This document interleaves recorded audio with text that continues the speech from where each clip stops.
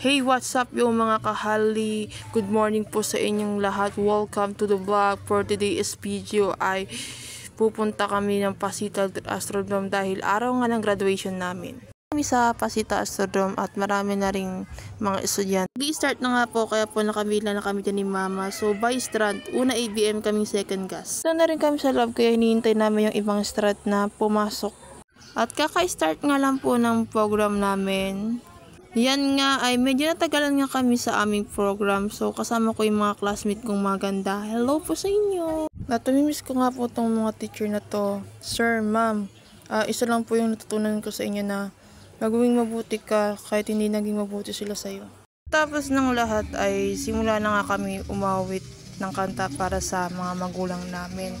Naakala na iiyak pala ako dyan kaya dali-dali at pumunta kay Mama para magpasalamat.